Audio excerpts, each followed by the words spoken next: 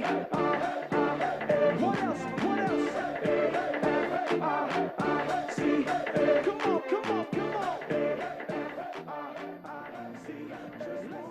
You're welcome back to Robin Minds, our special debate edition in collaboration with Enough is Enough Nigeria, and our panelists are still here. Before the break, we have talked about women affairs and unemployment, and we're going to be moving on now to a security question for our APC candidate here. Yeah. And Prince Shola Abiola, I want to find out what your plans are. It's probably the most important sector or issue in Nigeria today. Yes, we need to be alive to enjoy any of these things that the candidates are promising. What is APC or General Buhari going to do about the security or lack of it in Nigeria? Well, first, let me start by saying one thing we won't do is leave the wound to fester before fixing it, because elections are at hand.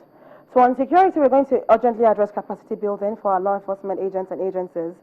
And then, of course, this will be critical in safeguarding the sanctity of lives and property, which is the major duty of an elected president.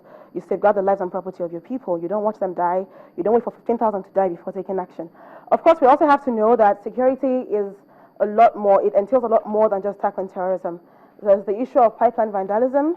There's the issue of armed robbery. There's the issue of kidnapping. All these are issues that we need to put into consideration. So definitely, we're going to train our security staff. We're going to establish a well-trained, adequate, and adequately equipped and goals-driven serious crime squad to combat issues like kidnapping and armed robbery that I spoke about. And then, of course, there will be widespread consultations to ensure that West African countries that make up the ECOWAS work together, because these days, security is not just a national issue, it's an international problem. So there has to be collaboration between countries, especially those that we share borders with, to effectively combat crime. For instance, now we're having gains on the war against Boko Haram because we have countries like Niger and Chad involved in fighting our battle for us. So we need to secure our country. We need to secure our country. The APC takes. They're called coalition forces everywhere in the world. Okay. I'm sorry. All right. Okay. Noted. I thought you said you weren't going to talk about security. Okay. That's fine. All right. And then, of course, we're going to maintain close relationships with allied other nations, the rest of West Africa, South Africa, USA, Canada, other African countries, other nations, because security is an international issue.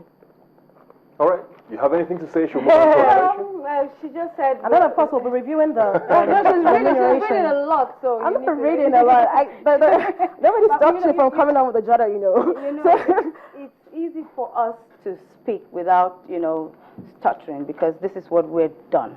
We're not saying what we're going to come and do. What you've done is let 15,000 people die.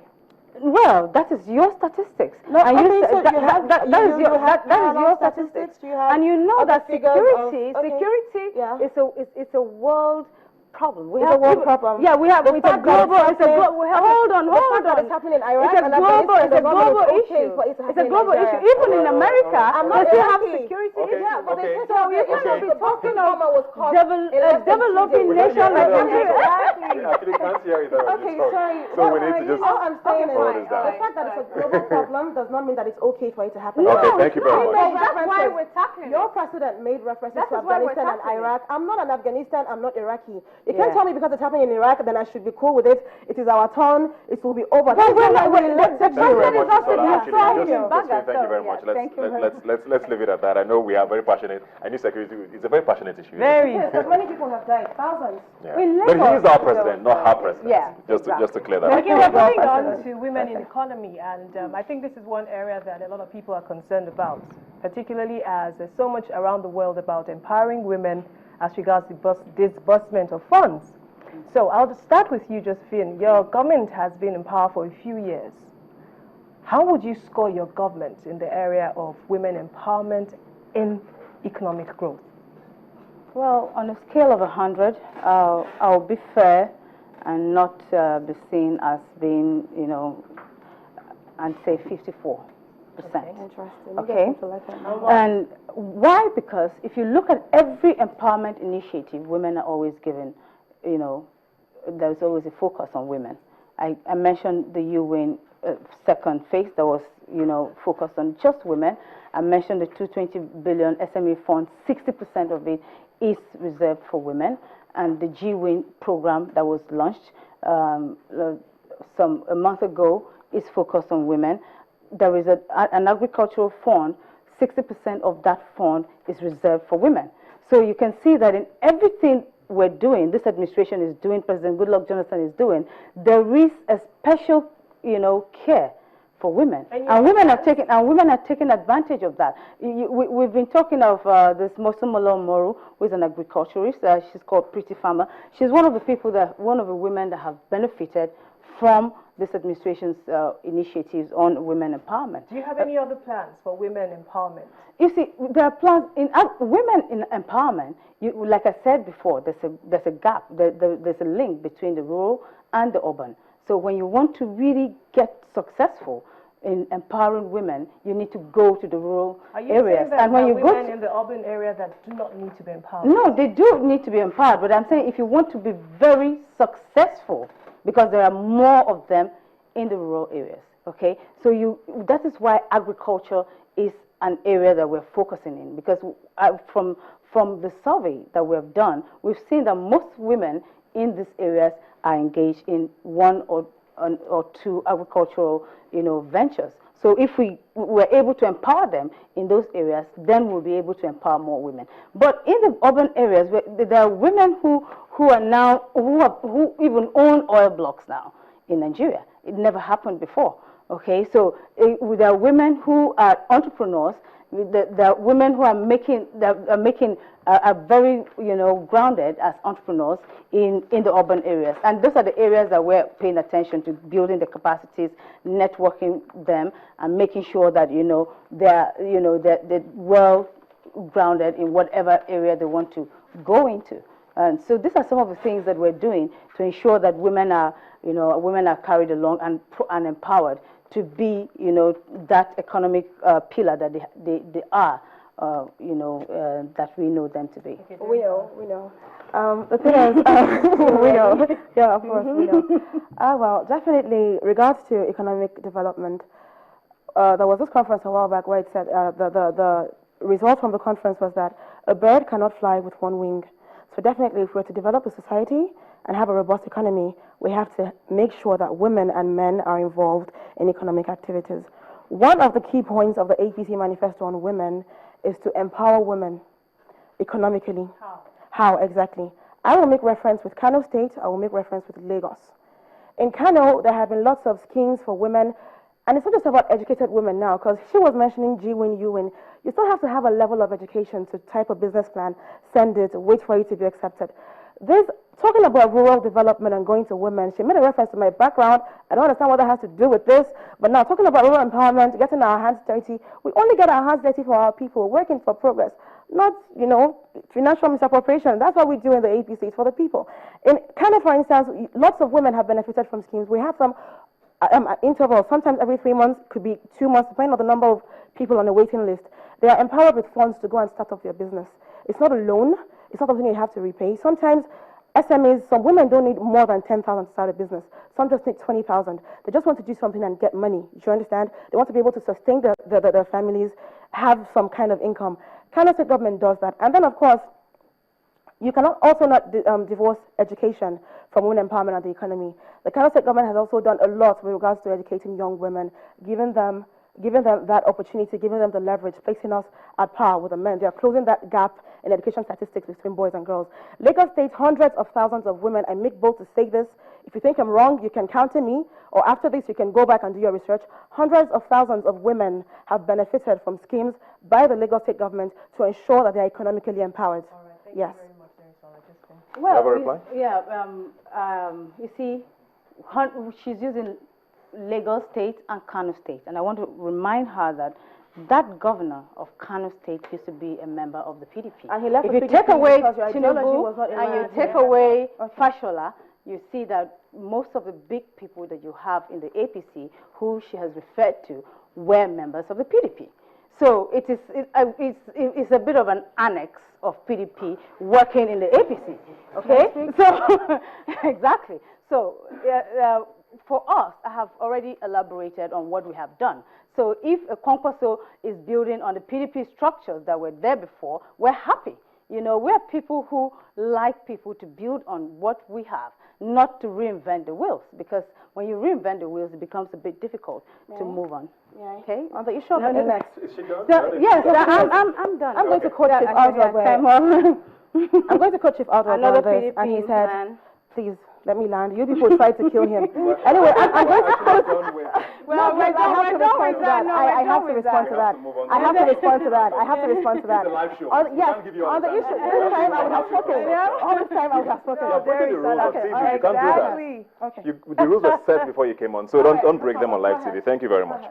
Let's move on now to infrastructure. It's a very, very important part of Nigeria and where we're moving to. And to you, Darren Shala, now, since you're very eager to speak, let's talk about your plans for infrastructure, because a lot of people have commended the present government on what they've done with roads and the railway system and all of that. Is this something you agree with? Are you going to be building on that? Are you going to be doing anything differently? What are your plans for Nigerian infrastructure? The roads, power, everything. The APC knows that infrastructure is paramount to economic development. It's when you have the right infrastructure in place that you create a conducive environment for business growth. You invite investors because they know things are in place. Speaking of infrastructure and business growth and economic development, one thing, you've mentioned roads and all that, but one thing that the PDP government has not been able to achieve for Nigerians is power. And that is why the cost of doing business in this country is very high. We've had many foreign investors come in and leave because there is no power. The issue of power is very serious. Young people, the cost of running your business is too high. Before you start your business, you have to budget how much exactly you're going to be spending on generators. It's one reason why call rates are so high in Nigeria compared with other countries. Also on infrastructure, I'd like to talk about what we've done in our states, because I need people to understand that unlike some people who still campaign with promises after 6 years, we are telling you that although we have not had a chance at the national level, we have done this at our states. Ogun State, my governor, Governor Ibikile Amusun, has changed the face of Abeokuta, changed the face of Ijebu, changed the face of Yewa. We have wonderful infrastructure, and this has yielded returns in the sense that during the first 2 years of his tenure, he was able to take the internally generated revenue from 700 million naira, where the PDP's Gbenga Daniel left it, to 2.3 billion within just 3 years. That's about a very huge percentage. That's more than times 3 of what he met, and even now that has even gone further up. So these are things that we are mindful of, the fact that infrastructure is very, very important. We have people of quality in the APC who are committed to seeing things change for the better. Governor Fayemi in Ekiti State, even though Ekiti was at the bottom of the government federal allocation table, he made a lot of changes regarding infrastructure. Every local government got new roads. It helps the people. The agricultural program I was talking about, it helps the beneficiaries transport their goods. There was no issue of having their products spoiled before getting to the market. It did not affect their profits. So these are things that we will take care of. We have people who have done it. We have done it in our states. We will do it at the national level. Great stuff. Your rebuttal? Yeah. See, you mentioned it, that we've done quite a lot. The PDP, Mr. President, has done quite a lot in making sure that roads are put in place. Yes, electricity is a challenge, and it's a huge one for that matter, and that is why we have also taken very bold steps in ensuring that challenge of electricity is solved. But you see, you cannot come and solve a problem that has been on ground for the past 35 years in 6 years, not even in 10 years. But we have started reforms. You see, the power sector reforms we have brought about, the president having, or the Nigerian having privatized that sector. We have private sector people handling transmission and generation of power now. Yes, when you have new initiatives, you have teething problems. Even in your families, you have issues when you just start a new family. You have issues when you start a new business. You have issues in government when you start new things. So new things usually come with their issues. But with consistency and focus, we will get there. We can see that within the last few months, electricity was much better. But now we know that there are some politicking with electricity here and there, especially in Lagos, where people, ruling other parties who don't want electricity to be for the people and use it against the ruling party. So we know all of that happens in APC states. So, but we're doing great with electricity. I live in Abuja. Abuja is not an APC state. I hardly have lights in my house. I'm just speaking English, as in Nigerian English. We know they get lights, and Abuja is not an APC state. It is a federal capital. And on that, talking about teething problems, for God's sakes, we voted a president, not a baby. If you're going to talk about teething problems, that's something you see in children. And leadership demands that you take responsibility, not tell us how long a problem has been on. For the past 35 years, we've not had light. You said, the president said, you said I shouldn't call him your president. The president said during his campaign then that if he cannot solve the problem of electricity in 4 years, then he should be voted out because then he cannot do anything. It's something he said. He did. Speaking about consistency now, that statement coming from a man who is seeking election again to return to office just shows that he is inconsistent. Also, speaking further on consistency, we got a deadline on when Boko Haram would end at least 6 times. June this, December that, April that. We've had that so much. So if we're talking about consistency, it's not a word you should use in the same sentence with the PDP unless you want to say that the PDP lacks it. No. That is the only time when you should pair PDP and consistency together. Consistency. It's my time. It's my time. Thank you. Thank you very much.